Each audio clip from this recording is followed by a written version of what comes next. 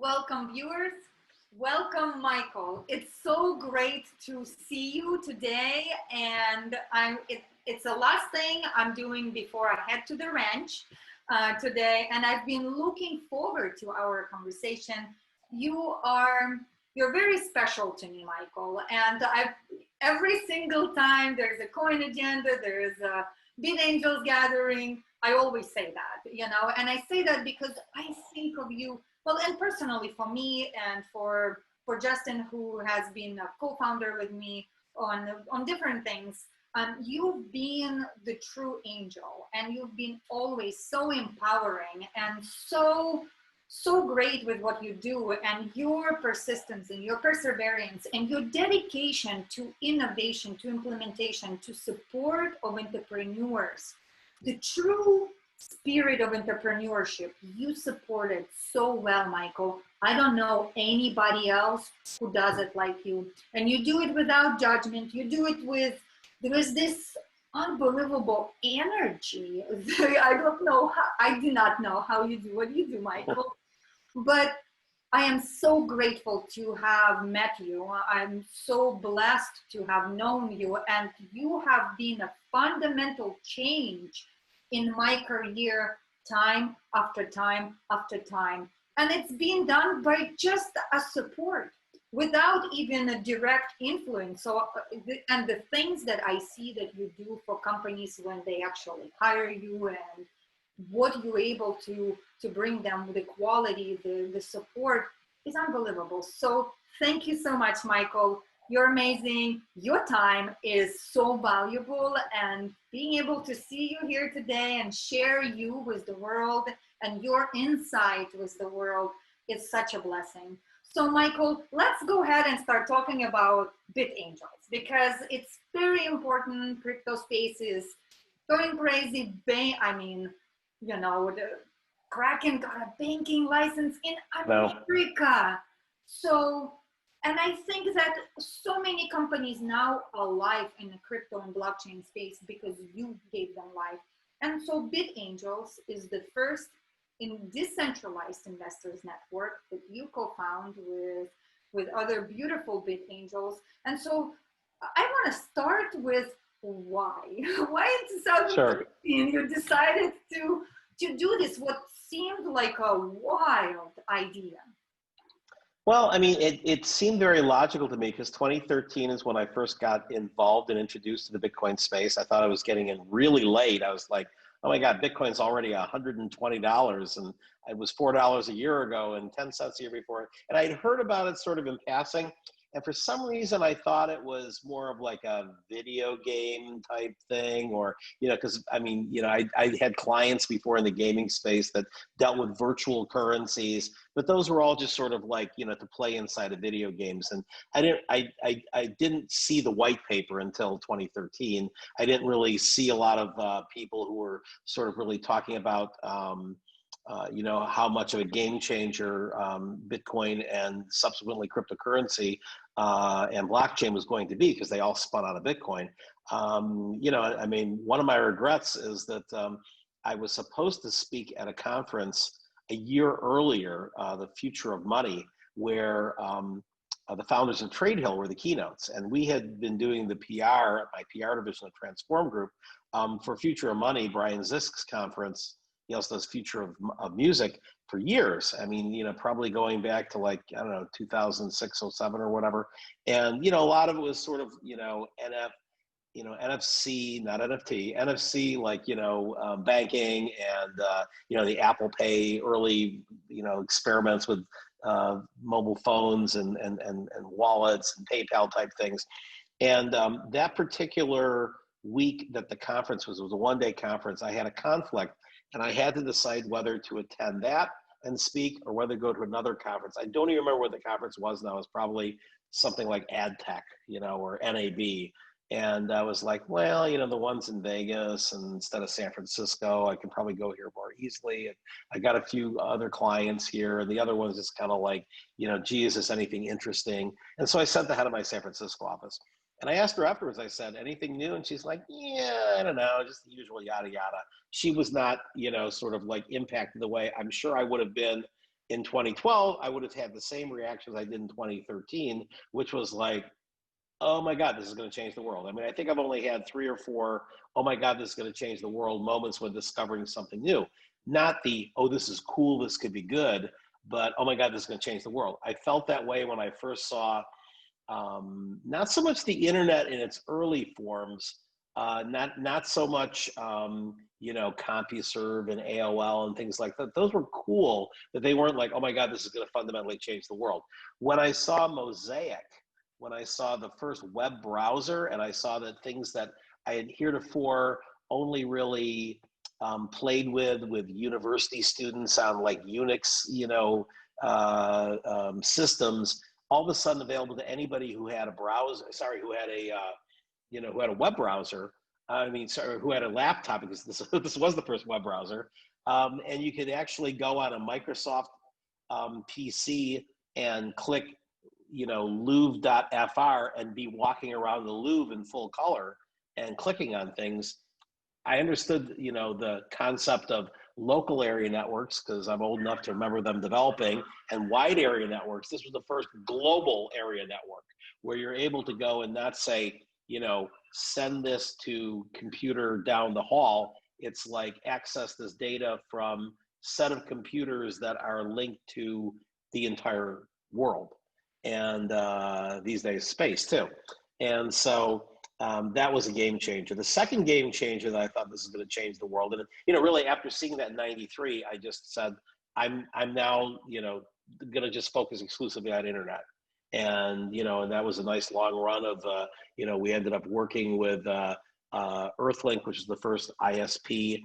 Back in my first PR from the Terpin group, we worked with the Motley Fool, which was like the first online finance site. We launched them. We worked with America Online when they made the pivot from being an online service to an internet service. It was very exciting times because things were changing very fast in like 94 through about like 96. And then you got the really crazy years when things were just like very overhyped and they overpromised and underdelivered. And then of course you had the pullback where everybody's like, oh, it's a scam. The internet's a scam. What were we thinking? Amazon's going out of business. They were never worth $1,000. Short them at $5. And of course now they're $3,500, right? And I think they may have split between now and then. And so Bill Gates has a famous saying, which is most people overestimate what they can do in a year and underestimate what they can do in a decade. And I think that's been the way with technologies. I mean, if .coms had the stock market focus of a biotech, where we're going to give you 10 years to see how this money is spent and what you're returning on instead of 2 or 3 quarters, you wouldn't have had the big meltdown, right? And if you look at some of the biggest bombs of the .com.bomb era, these were business models that got slightly tweaked and became huge, right? So Brock Pierce, who is someone who brought me into Bitcoin in early 2013 because I worked with him on his gaming companies, and those were called virtual currency at the time.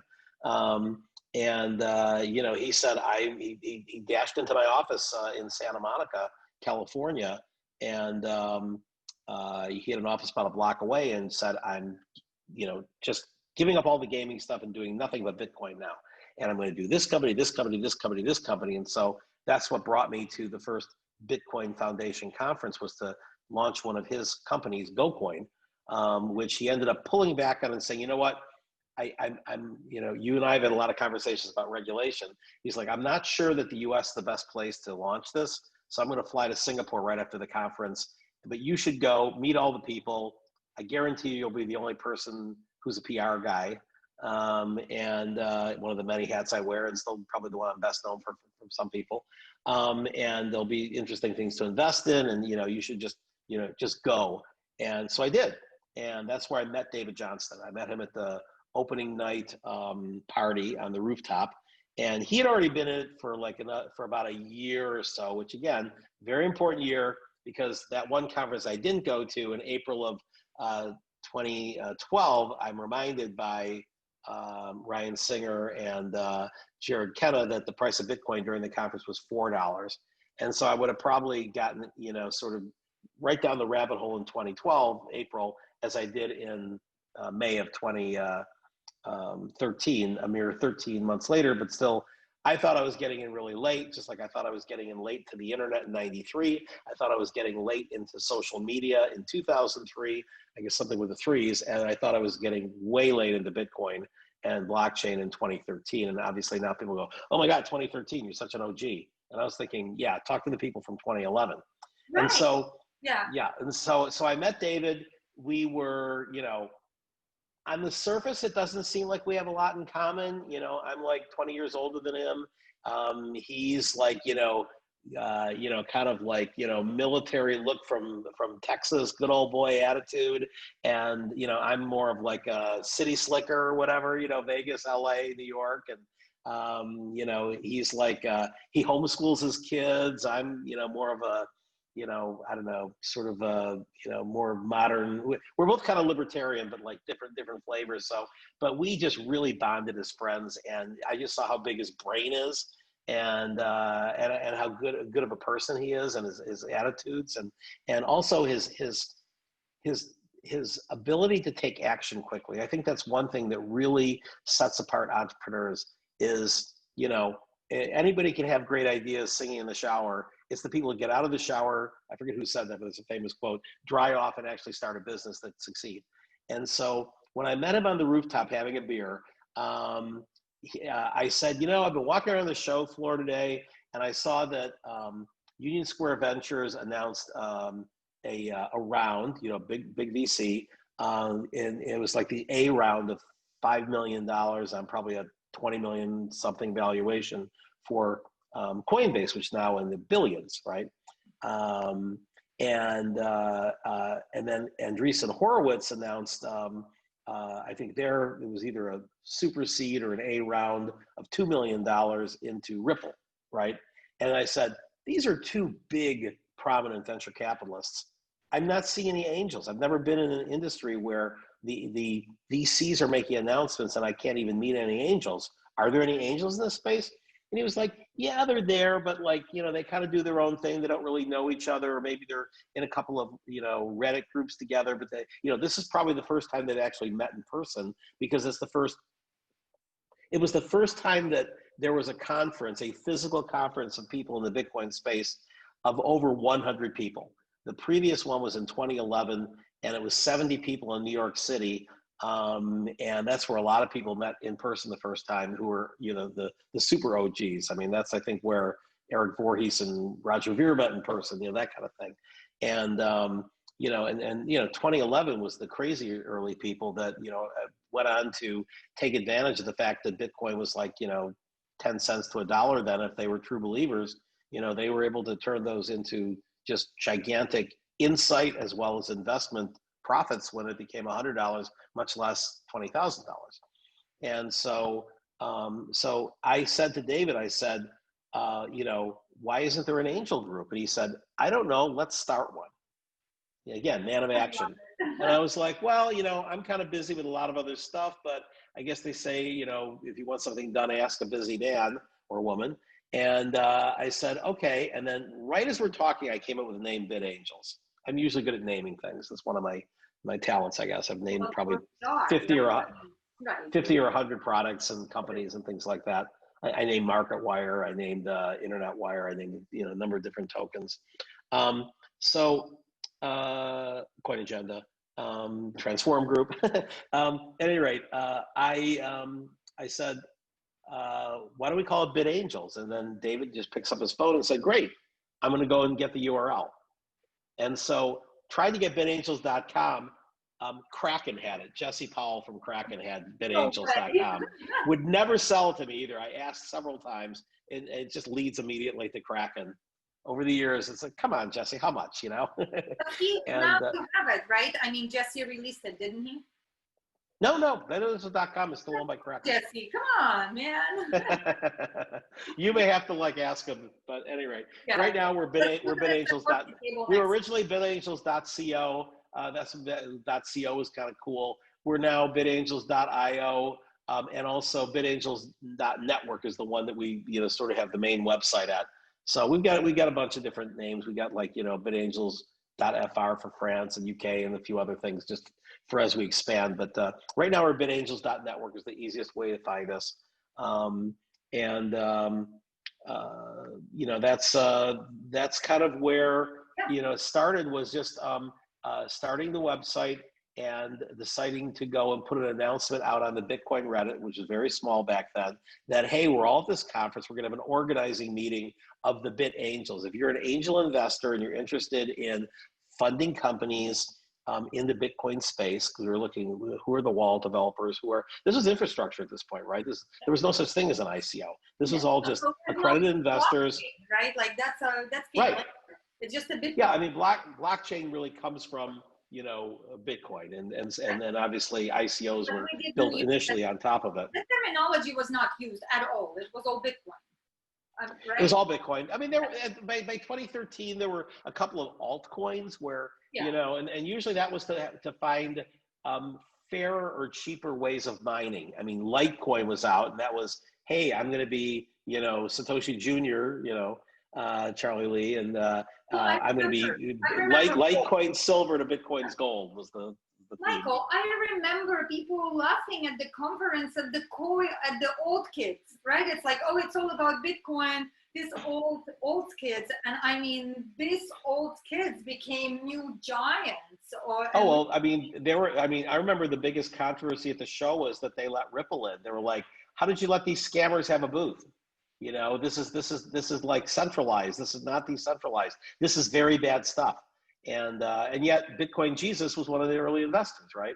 And so I mean, I've never been a Bitcoin maximalist. I think that Bitcoin is is unique in its properties, and it's probably going to not be replaced anytime in our lifetime as digital gold, as sort of the only way that you can send $100 million in 10 minutes somewhere, and trust it.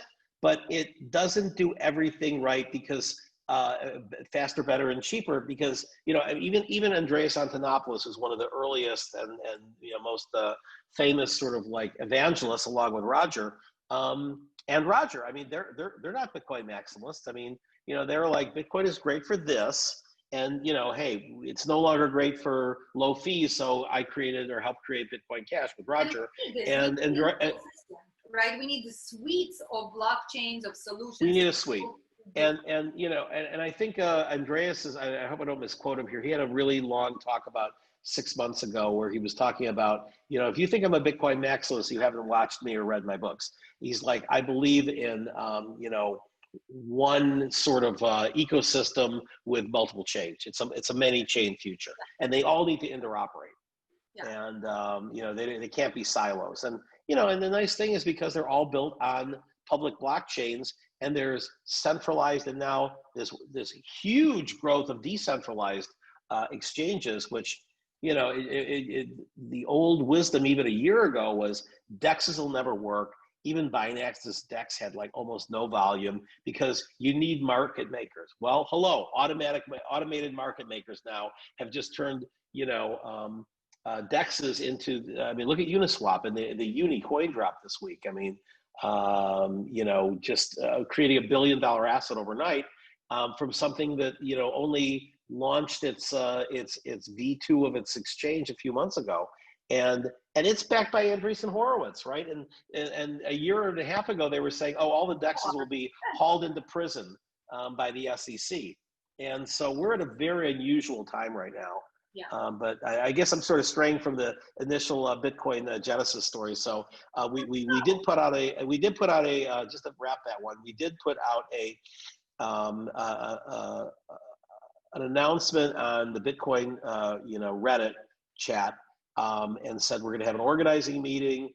You can look for us. We'll be at the far corner on the northeast right corner of the lunchroom.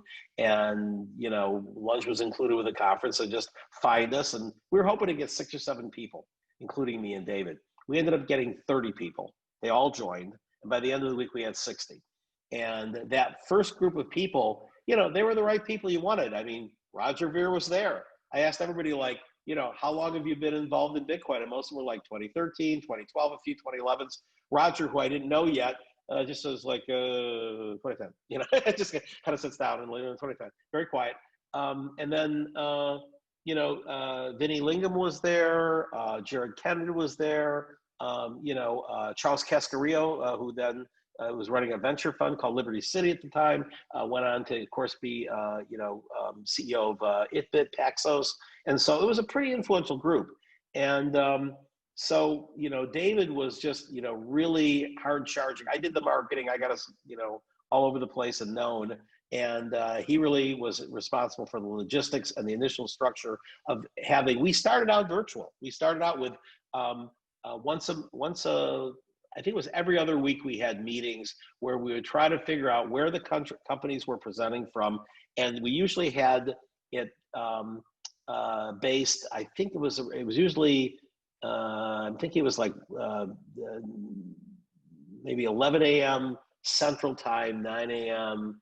Pacific, and like noon Eastern, so you could get Europeans in, and you could at least get sort of some really, late night people in who wanted to stay up at midnight in Asia. And so, or maybe it was 8 and 11, but it was still, it worked. And we would have, usually a pretty good, we used GoToMeeting or whatever.com back then instead of Skype, and then we moved to Skype. And then, really it was because of BitAngels, and we were 600 members by the end of the year. It was really BitAngels that then led me into creating Coin Agenda, because I thought there should be a place where we could all get together in person. Because what happened was we would go to, the very few conferences that were there. Most of them were Alan Meckler's Inside Bitcoins, where he did them 3 or 4 times a year. Actually, I think his first year he announced 11 of them or something crazy like that, when he'd do a land grab all over the world. And, David and I spoke at all of these, and we would go and do little meetups afterwards, and we'd have to try to say, oh, come and meet us for the BitAngels breakfast, and then we try to rally people together and find a room and this and that. And I was just like, we're never going to expand the space if we don't get mainstream investors and mainstream technology investors, because I would invite them to Inside Bitcoins and say, hey, I'm speaking on a panel, or I'm doing a keynote or whatever.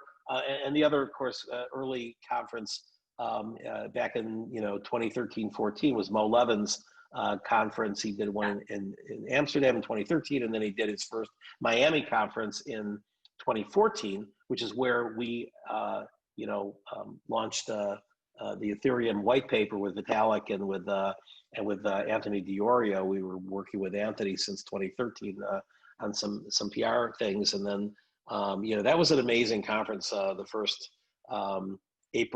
January 2014, because it shows you how fast excitement can build in a space, right?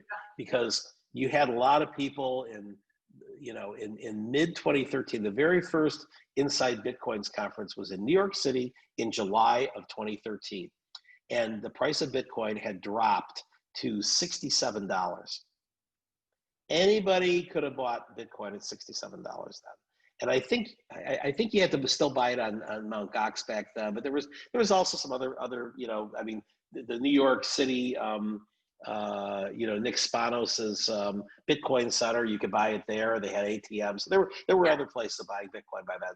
And I remember going during that week in New York and doing a presentation at the New York Angels about Bitcoin.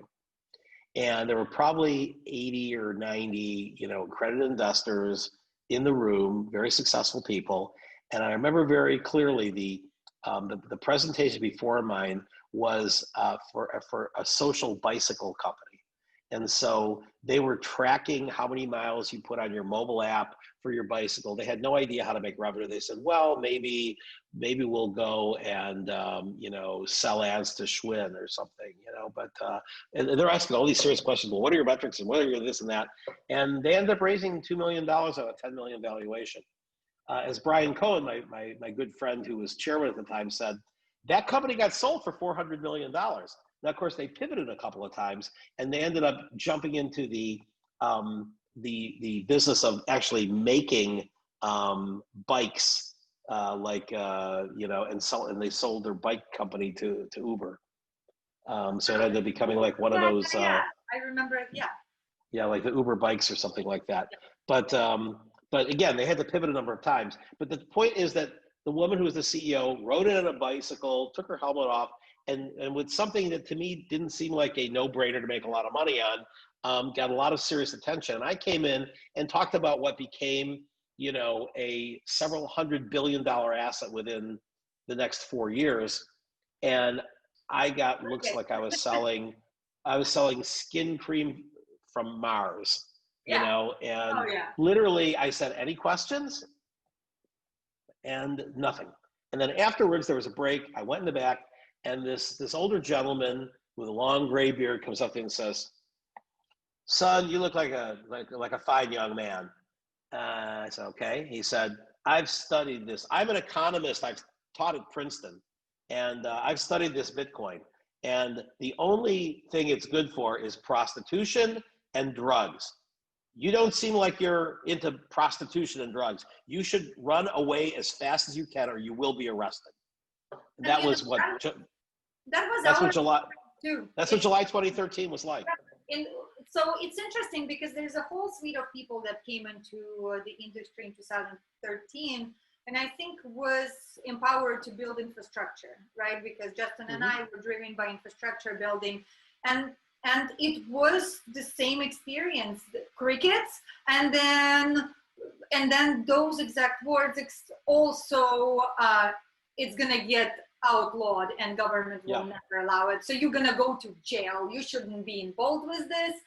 That's all. And that's amazing, right? Isn't it amazing how much change we came through? Michael, you know what's awesome? Now, 7 years later, you have supported and helped to create foundation for so many leading blockchain companies. And most importantly, too, you've been able to create this network.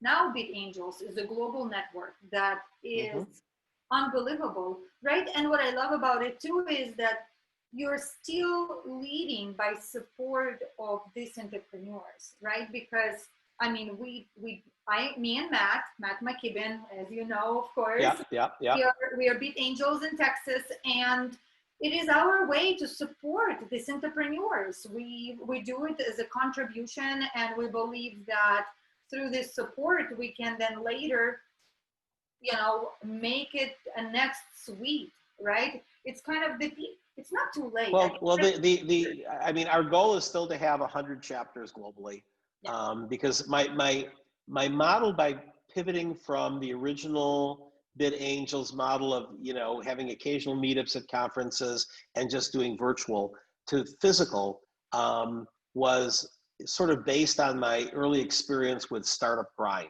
So Startup Grind is not blockchain. It's just over general startups. And Derek Anderson is the founder. He founded it in 2010, and it's kind of a weird name. Its logo is a coffee cup. And they're like, and they don't do breakfast meetings. They actually do pizza and beer. So you think they call it Startup Brew or something like that, but they call it Startup Grind. They have a coffee cup as a logo, and their whole motto is like, because running a startup is a grind. And so Derek's vision was that he wanted to go and have every city that had tech startups have a place that every month you could get together, have a pizza and a beer, and meet mentors and heroes in your community and learn best practices for being a startup. And I thought it was a great idea. He started out in his hometown of Mountain View, which is a good place to start, and out of his garage, where a lot of places have started in garages in the Palo Alto Mountain View region, including Hewlett Packard and Google and et cetera. And so he's got a good sense of humor. He has this thing saying "my founding team," and it's him with cardboard cutouts of Bill Gates and Mark Zuckerberg, and that's his inspiration. And so what the model was always was, you go and find every month. It was a network like BitAngels, where it's not a franchise. No one's paying a fee. You just we find people who we think are good for the community. And as long as they want to keep doing it, they're engaged. And as long as we think they're not hurting the community by just not paying attention or doing bad things. And we've been really lucky. I mean, we pretty much have 15 chapters and I think only once we replaced the city chapter, and that was just because they got too busy. Um, but we basically want to have someone who, like you and Matt, are mentors as well as advisors and visionaries, and people who can be tapped into either, preferably both, the startup community in the area for blockchain and the investor community. And if you have one, the other will find you. But if you have both, then it's a win-win. Because if you don't live in Austin, you're not going to know. You might know Austin Ventures. Might know a couple of. You might know Multicoin, but you might not know. Somebody who's just started investing as an angel investor, unless you sort of are hanging out at the Capital Factory and that kind of thing. Right. And so every city sort of has that. And again, with the startup grind model, they ended up not doing pitches. They just ended up having stories where they would then film the story, put it on their website, and they grew to over 300 chapters. And then they end up having a global conference, which would be sort of our equivalent of Coin Agenda. And they were charging I think they charged $1 million for their global sponsor, which was like Nokia or Microsoft or Google or whatever, because they had 300 chapters, each of which had like maybe 30 or 40 people show up, so you could do the math. And it was influential people, right? And so I followed their model, kind of like, go in, see if you can get some sponsors. They're usually law firms, or in their case, they'd be software companies. And then just, charge what's reasonable in your community for a breakfast or for a lunch or for a dinner. And, LA does dinners. You guys do evening events. Most cities do breakfast, some do lunches. And so we just are like, whatever your local community likes to do. New York City, they love early breakfasts, Toronto, they like evenings or whatever. So, and so we've just sort of expanded that way by finding, kindred souls to expand the network on sort of the basis of, we're stronger together than working separately. And, doing good things, comes back to you, And so, by having it be, something where we don't charge anybody to present, we get the best deal flow. And the best deal flow then ends up getting, opportunities for people in the network to get early stage investments, to get, advisorships, to get, obviously we usually have a lot of service providers coming, lawyers and accountants, because, they need all those. But, we then have our sponsors, who are the ones that we vet, and we have either on a regional or a local basis. Obviously, every city should have an attorney as a sponsor because there's so many of them. And we've had Perkins Coie as a global sponsor in the past. They've sponsored certain events, and they actually moved to Texas. They've moved to Texas, so we've been in discussions with them or doing. Fantastic. Yeah, and then we've had Paulsonelli as a sponsor in New York. We've had Jacob Farber as a sponsor, who's a former Perkins guy now on his own. And so, we're gonna, keep growing that sort of thing, because again, when you're having the physical events, the admission and one small sponsorship will pay for the overhead. It's not seen as a big for-profit model. It's just like not losing money to go and bring the community together. Being virtual has been a challenge. How have you found being virtual versus being physical, having run the Texas operation? I've really enjoyed it. I feel that it's been really great way for us to connect to the community that's also outside of Texas. Because we have attendees from all over the world, zooming in. Yep. And I think that more than ever now, people need this, obviously in person is so great and wonderful. And the way I look at doing what we're doing is just making sure that our local community gets proper quality of attention, because we can get, I can get so caught up with going all over the world, doing all the gatherings. And then it seems like when we come home, at least for me, it has been to where I am not assisting to any of the local community. I'm not participating in anything local. And so this has been a great anchor to make sure that we are preparing our community, that our community knows we prepare for them. And I think most importantly, what really big a guiding light for me is that it allows us to make sure that we have a foundation for our local Texas entrepreneurs to know that they can refer to us, especially when the growth cycle starts happening more and more. Right. Because I mean, we've lived through this, we've seen it several times that it just gets crazy, right? And Michael, when you said I have to bring back Bit Angels, I thought, thank goodness, because one of the problems I thought was in 2017 was the lack of this foundational organization that has a wider reach to make sure that the quality and the Right. experience, which is in our industry so crucial, is available for these entrepreneurs. And then a Right. pathways, you know. So it's been a wonderful and interesting journey. You know, I think And I, that and I think that Bid Angels never really died. It's just that we weren't, yeah, because we didn't have a physical presence, and because there were so many conferences and so many things, and Coin Agenda was getting 700, 800 people, and and so I think that the Coin Agenda presentations in person sort of kind of was like a premium upgrade to like what a bull market does during because everybody was just like, all over the world was just like, I mean, literally, we had people just, yeah, I mean, the first sign I could see that it was going to be this incredible bull market was when we held the first Coin Agenda in Barcelona. That was our first European show because we had so many people saying, "Why are you just doing Las Vegas? Why don't you?"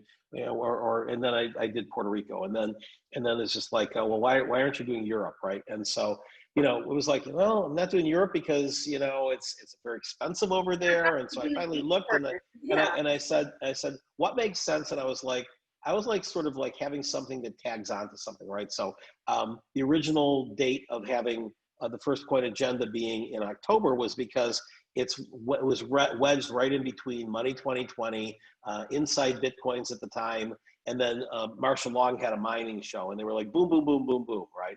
And now the mining show's gone, Inside Bitcoin's gone. World Crypto Con has been the last 2 years. We sort of partnered with them, and then Money 2020 just kept getting bigger and bigger and bigger. So that was really sort of our way of just making people, just sort of letting people just go to Vegas once and experience several shows. Which I think, really we were one of the first people to do that trend because we really did it in 2014. And now everybody's like New York Blockchain Week, LA Blockchain Week, San Francisco Blockchain Week, absolutely. because otherwise you're on the plane constantly. What I love about this too, Michael, is that I think it's such a genius engineering because it allows people that are not in the industry that are attending, the Money 2020 that do not understand the industry to be able to come in and because Coin Agenda is never huge. There's never thousands and thousands of people. And it's on purpose. It felt like it in Puerto Rico in 2018. We had about 800 people, but yeah. Yeah. Yeah, but it's never, it's never 5,000 people, No. 200 people and I think that what I appreciate about that is that it allows us to have more personal touch with each other. So we can really network.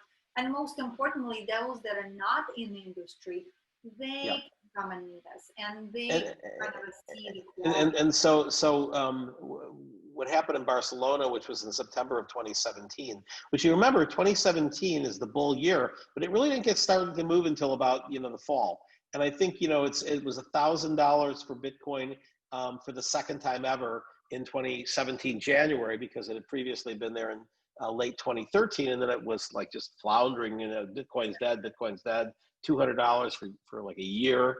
And then it started moving up a little bit in 2016. So by the end of it was like 900. All of a sudden, yay, it hit 1,000 again. You think it'll ever hit the all-time high of 1,200? And obviously it went way higher than that during the bull run at the end of that year.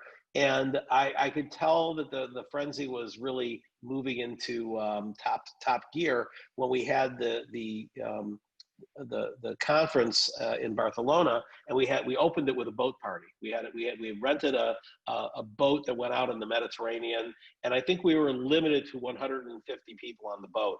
And we had people literally coming up with like $2,500 in euros, saying, "I must get on this boat. I must be in the conference." And I was just like, wow, I'd like never seen people begging to like, you know, pay the premium at the door price to get in there. And we had to, you know, really be creative about like we had to turn down some people who got there late, you know, because like we hit our limit, and they have sort of a secondary party, and, you know, and then, you know, we had to expand the room, and, you know, I think we ended up getting 200 and something people for what we were hoping we'd get 100.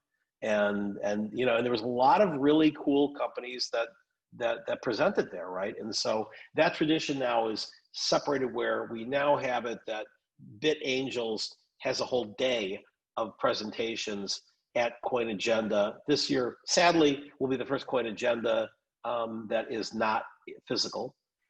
Our one in Puerto Rico in February was literally 2 weeks before the lockdown happened. And we were there, and it you were was there. amazing, and it was so great. Looking back, Michael, it means more than ever, right? So I think that the fact that we all did this, and we made sure, because we all made conscious effort to be there. You made a conscious effort to make sure you allowed this to happen. And I think that the bonds we built there, and most importantly, now looking back, the messages that we gave each other were so empowering, and it's been a big driving force through kind of the lockdown and everything. So I appreciate that you did that, and memories of it are so great. Yeah. I was really hoping to have a Coin Agenda in-person mixer, at least at my home, which is in back of me here. And but you know, when Money 2020 canceled, and then World CryptoCon canceled, it's just like no one's going to be in Vegas except people from Vegas. We are, however, having a launch party on October 3rd for Aspire, which is a token that got spun out of my incubator. And Jim Blasco's been working on it for 3 years, and the main net went live in July, and we're going to be making some big announcements next week and the week after. And so Jim, because he's based in Las Vegas, and I spend hurricane season at least here in Las Vegas, in Puerto Rico for the most part for the majority of the year. You know, he was like, let's go and do a launch party at your place. And I was like, okay, well, I think the law is you can only have up to 50 people for indoor. It's like, oh, well, I've got a big outdoor area. So if we get over 50 people, we'll just make sure no more than 50 are indoors. And thankfully, Las Vegas is finally starting to come down. They just said they're going to reopen the bars at least to 25% capacity. Well, Michael, whenever you're ready to do something hybrid, you can count on me, you know. So I attended my first in-person event I attended was the North American Space Summit. And I mean, it was amazing. And the hybrid model works great, and using best practices, spending a lot of time outside and gathering, it was really wonderful. And what I love about it is that it was big industrial companies, right? So aerospace industry, and they were sponsored by Air Force Association, and a lot of companies work with the DoD, and, you know, kind of a big Boeing, other big contracts. So to me, it was a great statement in saying, you know what, this is time for us to start taking steps. And there was 200 attendees, but everybody that came, they made a conscious effort. And I would say it was one of the most effective conferences that it was, because people, I mean, it was all presidents and CEOs of huge, huge companies, right? Okay, Michael, so I have two things to kind of leave our audience with. And one of them is I would love to kind of see if I can plant it into your brilliant head, okay? And see maybe something can be born for this. Now, so bear with me. Let's just go with this.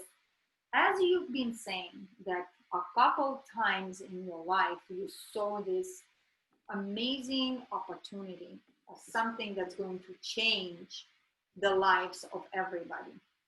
And I'd love for you to look at space industry as one of those opportunities. And the reason I'm saying that, Michael, is because it is a very mature industry that is not an asset class. It has only been as a free enterprise for the last 10 years. And so when we think about the kind of a maturity of space industry as an asset class, this is the 2011, okay, for Bitcoin. And it needs you, Michael. It needs PR. It needs Well, you got David Johnston, my BitAngels co-founder. He's deep into space. right. That doesn't sound right, but he's committed to like the. I mean, he's invested in I think one of the space funds, and Space you know Fund, and I'm advisor to Space Fund. However, yeah. I'm talking about broader scope. So I'm talking about the whole industry, Michael. And there's really a lack of PR and expertise in PR. And your ability, now I'm not stealing you away from crypto space, so don't be scared. All of you entrepreneurs, Michael loves crypto. And Well, I've talked to some of the tokens that are a hybrid model with space, so that might be my gateway into the industry. But right now, I'm pretty busy with crypto, with DeFi, with NFTs, and I think if there was another industry that I was going to look at, it would probably be one that I've been interested in for quite some time, which is life extension. That's a really important one. I think that's potentially the biggest industry, in market cap in the world, right? Because if you have, I mean, look how big, now that we're in a pandemic, look how big healthcare ballooned because of the need for one set of virus, remedies and vaccines. Became like $1 trillion opportunity overnight or more. And I think that when you start getting to the point, because these are all theoretically possible, right? And I used to hang out with a lot of the early, Aubrey Gray and David Kekich, and we actually represented a couple of life extension companies before I got into Bitcoin, right? And this was sort of like around, I had this thing that we used to run every year at South by Southwest, and at CES, it was like a little startup showcase. It was called Startup Debut, and in fact, that's actually where we presented before the white paper. We presented Vitalik to the media in early January at CES, at the CES Startup Debut in 2014, and it was funny because even though that ended up leading to a nice big piece in Wired for Vitalik, most people talked to Vitalik, heard him talk about Ethereum. He's finishing up this white paper, it'll be done in another couple of weeks. Talking about Turing complete and blah, blah, blah. They just kind of all eyes glazed from the mainstream media, at least, and they all flocked to look at the Bitcoin ATM. Wow. I put a $20 bill in and I get a piece of paper back that's got Bitcoin on it. That seemed to be the thing that was the shiny object in early 2014. Yeah. It was Lamasu was the company that presented it there. They were an early ATM company, Bitcoin ATM company. But no, I think that life extension, we actually had a life extension startup showcase at, oh God, what year was it? Probably 2008 or 2009 at CES. And some really interesting things. I mean, it's a little sad that the potential is still so high, but going from MVP to, production in the biotech space, I mean, and in the medical device space, because of all the regulations, is so long. I mean, I'm fascinated by what telomeres can do for a life extension. I mean, I think that's the biggest opportunity because, you literally have sharks don't age. They get killed or their organs, wear out or they get diseases or whatever, but they live pretty long and they don't age physically because apparently they have a different way that their cells divide in terms of the telomeres, because your telomeres are, when you look at your DNA and you see the things that look like shoelace tips at the end of the strands, when they divide, you lose a little bit of that tip, and that is a telomere, which is telomerase is the protein or the enzyme, and you lose 30% of it by the time you're like I don't know, 18 or something like that, and you lose like 90% of it by the time you're, into like, midlife. And don't quote me on the numbers. It's something like that. I remember you lose it a lot faster than you'd like to. And that is what causes people getting gray hair. That is what causes people getting wrinkles, because the genes that are supposed to reproduce in the same way kind of get dinged a little bit, and they kind of, they reproduce imperfectly. Now, if you're able to go and trick the genes by basically either getting an injection that, just adds to your, we're able to add to someone's, testosterone levels. We're able to add to their estrogen levels. We're not able to add to their telomere levels. When that happens, you literally will have people who are 80 years old who look like they're 18 if they choose to do that, which adds. Well, you're just naturally youthful all the time, and Thank you. part of it is your energy level. But when that first came out, people were saying, "Are there ethical questions here? Do you really want to go and have, be in high school and be dating an 18-year-old who you could mistake for their grandmother because they both look the same?" On the other hand, it's just like, if you're 18, how would you like to still look 18? Or maybe you can go and say, I'm going to have a slow mixed hybrid thing, so I at least look 40 when I'm 80, not 18, or something like that. Yeah. But these are good problems to have.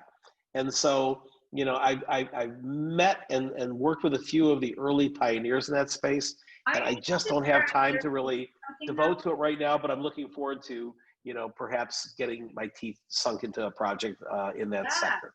Please let me know. So are any of them actually doing something now with the projects that they were working at before?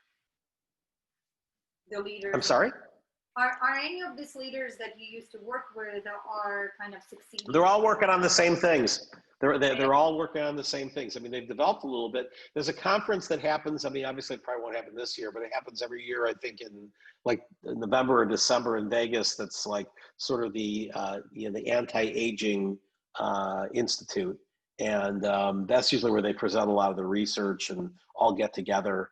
And it's like I said, I mean, when I have a little bit of time, maybe after the next boom, I can start looking these guys up again. They're all like 70 years old and look 40, right. So they practice what they preach.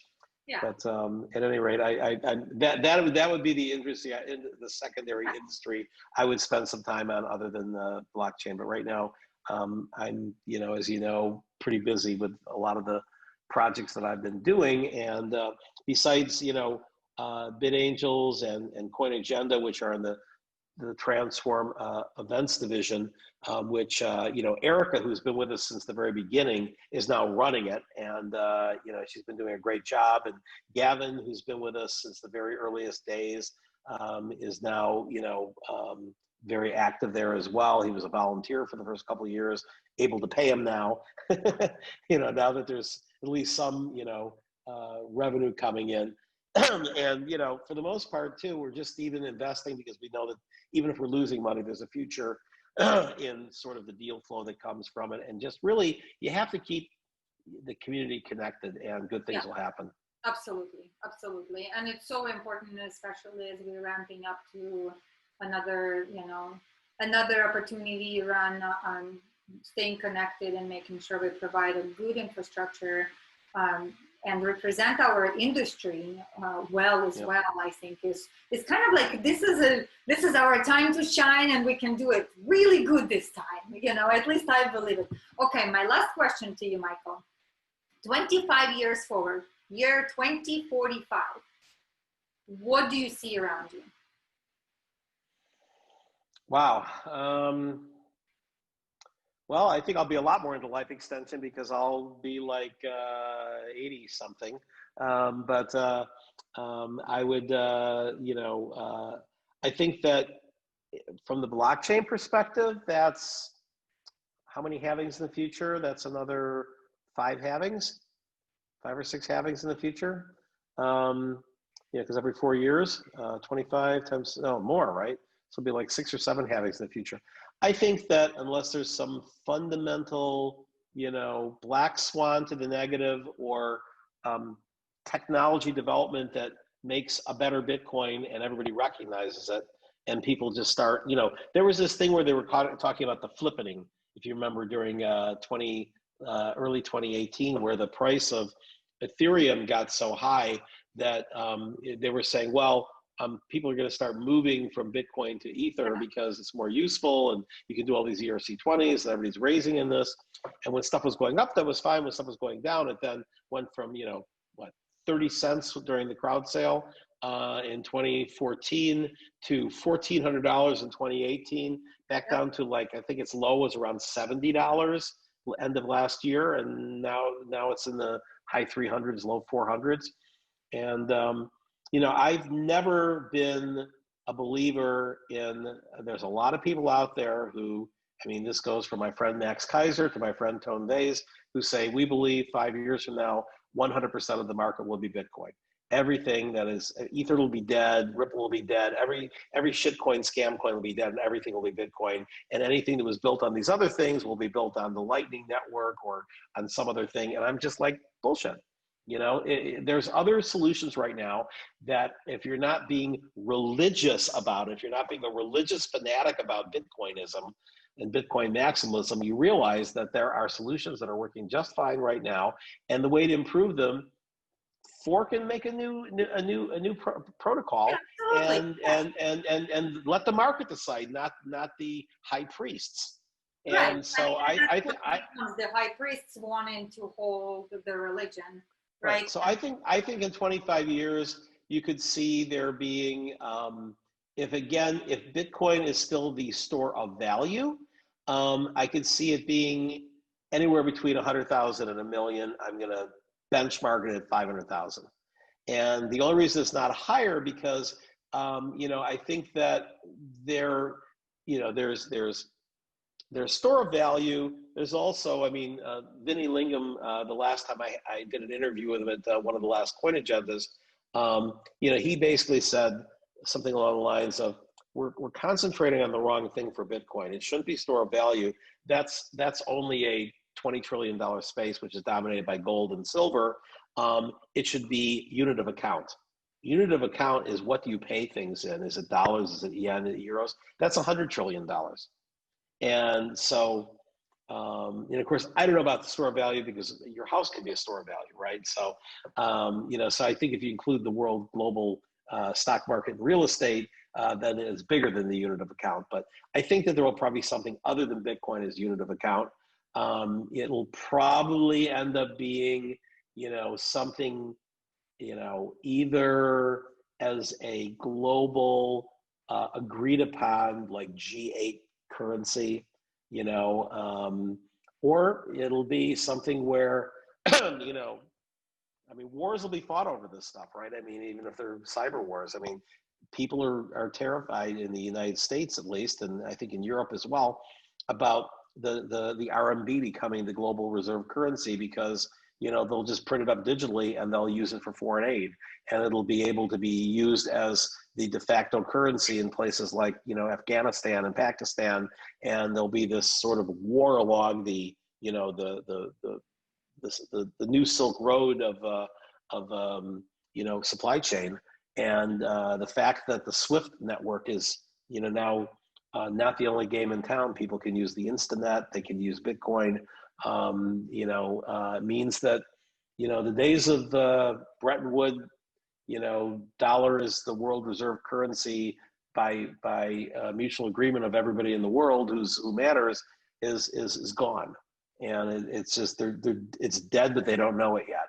And they're going to fight to keep Facebook from having Libra. They're going to fight from having Telegram, and the reason why they're fighting so hard against Libra and the Gram is because look at the size of the people using Facebook. That's a nation, right? If you got 2 billion people, that's bigger than China, the United States, and Russia put together. And so, they're all over the world. That's right. And so, even though, Mark Zuckerberg rightly said, this is going to be a bucket of currency. It's going to be based on the dollar, and probably most of it will be dollars. This strengthens the dollar, and you can stop me because I'm an American citizen running a public American company, and you can stop me, but don't think for a minute that You can stop China's not going to copy and paste this and do it with. I think that's a big reason why today the Trump administration announced that they're banning WeChat, because they see WeChat as something that the digital RMB can start having, money from the United States go into China as opposed to the opposite. Yeah. Yeah, what the times we live in, Michael. Everything is expediting and moving so fast, and it is definitely interesting and exciting. I appreciate all the work you do. I appreciate the support you provide for the world, and it's amazing to be part of the network that you've built, because you bring heart to things. Well, thank you.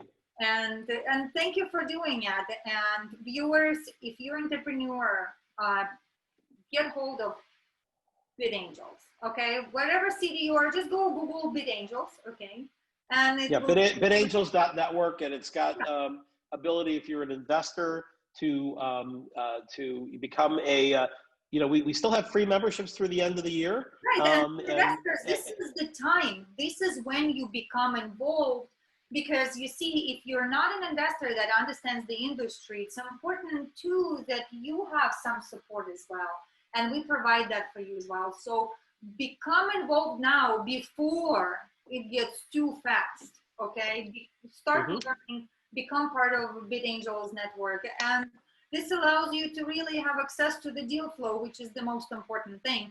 And of course, our expertise is a backing, right? Because doing something new and being an investor and deploying in something new that you do not understand can lead to some serious consequences. Now, you do what you do with your money, but we would love to be able to be the support for you. Well, and I think the other thing is the next wave, I think, is going to be powered by NFTs and just digital assets overall, and DeFi. And DeFi right now is kind of laughed at, just like the internet was laughed at in the late 90s. Oh, what's Amazon thinking? They're never going to beat Barnes and Noble. What's Netflix thinking? They're never going to beat Blockbuster. Well, those guys are pretty much out of business now. Blockbuster certainly is. And I think Barnes and Noble's declared bankruptcy too. Amazon's the biggest company in the world, and Netflix is not too far behind. So again, going back to Bill Gates, you don't underestimate what you can accomplish in a decade. And I think that with blockchain and with cryptocurrency, right now, DeFi, which is literally about a 6-month-old space in terms of like going from like 50 million to 20 billion. And I mean, what industries go from 50 million to like 20 billion, right? I mean, it started out with like Chainlink when it was like, Chainlink went out at like 11 cents, and like nobody paid attention to it. I've known Sergey since the earliest days. He's been to CoinAgenda. I've been on panels with him, and since I think the first time he ever spoke was actually on a panel with me in 2014 at Coin. Oh boy, which was that? It's not around anymore. It was the show that Tiffany did. Matt's partner in the descent from that. Coin Circle. It was a conference from 2014 to 2016 in San Francisco. Okay. Yeah. Okay. Yeah, but that was the first time that I had Sergey when he was running something just called, he didn't have a coin yet. He was running something called smartcontracts.com, which is still actually the parent company of what created Chainlink. But again, they were 11 cent, in like 2017, and now they're like, I think they were as high as $18 this year. So, the last 1000x opportunity is not, or 100x opportunity or 1000x opportunity was not Bitcoin and Ethereum. I mean, we're still in the nascent days of what can be. And I think DeFi right now is kind of in its .com era, where it's like the crazy stuff of like, who would have thought something like, Urine Finance could go from $32 to $32,000, and that, I guess it got as high as 40,000 in a period of 6 months, right? And yield farming is just like, most people, their heads exposed. I mean, Vitalik, I think partly tongue-in-cheek, said, "I'm not smart enough to understand this stuff."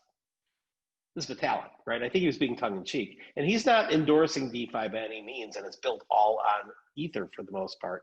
But, I think that some of the crazier sort of business models that are developing DeFi now are going to lead to some very sustainable yield farming things that are not all based on gamification, the way a lot of the ones are now, where you get in first, you get more of the bonus tokens that lead you to the right investments, and you make 10x your money in a month. But then you get in too late, or you get in the wrong governance model, and then you're in Yam, which went from like $1 to 180, and then back to $1. So I'm still a little on the sidelines, but I'm getting close. I mean, I'm working with some platforms that are in the space like Radix, and they're very solid. This Radix DLT, and then we've got a couple of things I can't talk about yet that are in the DeFi market space, but I see DeFi driving this next wave. Yeah, as well as digital assets. I mentioned Aspire before. It's aspirecrypto.com. You can also go to aspirewallet.com and get an airdrop for a few more weeks, I think. Unless you build your own, you can have an arena coin, and have up to 92 million coins within your arena coin universe, and you can build. If you remember Counterparty, we're based on the same open source code that Counterparty was based on, which was a third of the entire market cap of coin market cap in 2014-15.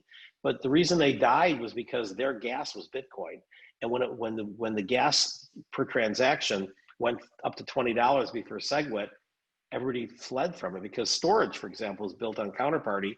And they're like, well, wait, if I'm sending someone a $5 transaction to store something on storage and I got to pay $20 in gas, that doesn't work. And so everybody fled off of Counterparty. It really collapsed. It's not even trading anywhere right now. And then Ravencoin took the open source code and they created a mineable token, which is now about $130 million valuation, but it's still, in our opinion, not as easy to create an asset on that platform as it is on Aspire. You can literally, if you're familiar, we've been talking so long, my headset wear out, so I'm gonna run out of energy. Yes. No, it ran out of electricity, literally. Yeah. So hopefully you can still hear me. Yes, I can hear you. So aspirewallet.com has got the airdrop, and literally anybody who remembers Counterparty, it'll be a very familiar look and feel. But instead of running on top of Bitcoin, it runs on top of Aspire Gas, which is 300,000 transactions per token. So even if the price of Aspire Gas goes up to like some crazy number, because right now everybody moved to Ethereum, and now Ethereum's gas prices are getting crazy. Yeah. Right. And so we've got it built into the code that you're going to have 300,000 transactions per token. And so, it's not trading yet, but when it trades, it's certainly not going to go for $300,000. So it's always going to be like fractions of a fraction of a penny to do gas. Just enough to prevent a civil attack. Would you send me some links that I could share and attach? Absolutely. Thank you so much, because I think that would be so lovely for the viewers to be able to use that as a reference and kind of and click and be able to enter. Yeah, I can send you a couple of links about some other things that I'm involved in right now. I'm an advisor to Eric Voorhees, who is certainly one of the oldest of OGs, and I'm an investor in Shapeshift, and BitAngels actually was offered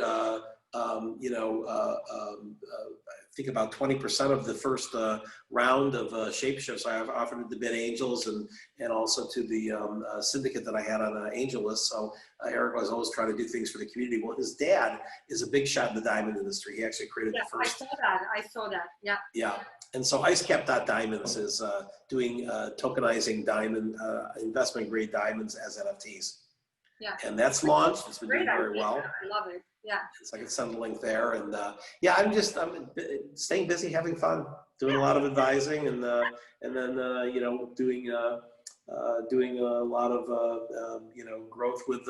Can't wait until we can do physical events again for Coin Agenda and get back to our 100 city march on BitAngels, and also just looking to see if there's some other platforms that we can use to sort of connect the bid angels on a in between basis where you have Gust, for deal flow, but I'd like to be able to maybe, have something that, right now we just tell people to go and say you're from bid angels on AngelList, but maybe we can have something that's kind of a bid angel list, right? So Yeah, we'll well, that's figure the that idea. out. It takes time, and we're working toward it. And most importantly, Michael, we are progressing, and that's all it is. And we have proven that we're here to stay. We're here during winter, and we're here during Yeah, summer. that's And right. so that's all. The future is bright because we're dedicated. Well, I think one of the big things that's going to drive the next wave in DeFi is if you're able to show the average investor, I'm talking like, a 60-year-old who's getting ready to retire and they've got their passbook savings accounts, if they even have them anymore, earning 0.1, and they have T-bills that are earning 0.3, and they just announced that they're not going to raise rates, interest rates for 3 years. How are you going to get return, right? And if you find that you can go into CeFi and get things that are federally insured stable coins that are earning, Abra's offering 9% interest right now, and there's some other ones that are offering even more on stable coins, right? And, I think when you explain that to somebody who doesn't know crypto, you say, well, it's got to be a scam. And it's just like, no, it's not. I mean, as long as you trust that the company's not going to go bankrupt, and that they're regulated and no one's criminals, then, hey, find 10 of them and diversify them across 10 places. Yeah. The odds of more than one of them blowing up and doing an exit scam are pretty low if they're all regulated. And if none of them do that, then you just made 10% of your money instead of under 1%. Yeah. And I think that DeFi is going to have ways of doing this as well in a math-based ratio that is not gamified, that's simply like, we're yield farming and we're going to do the same type of thing that centralized guys do, and perhaps even better. I got to take this, and it's been Michael, great. thank you so much for coming.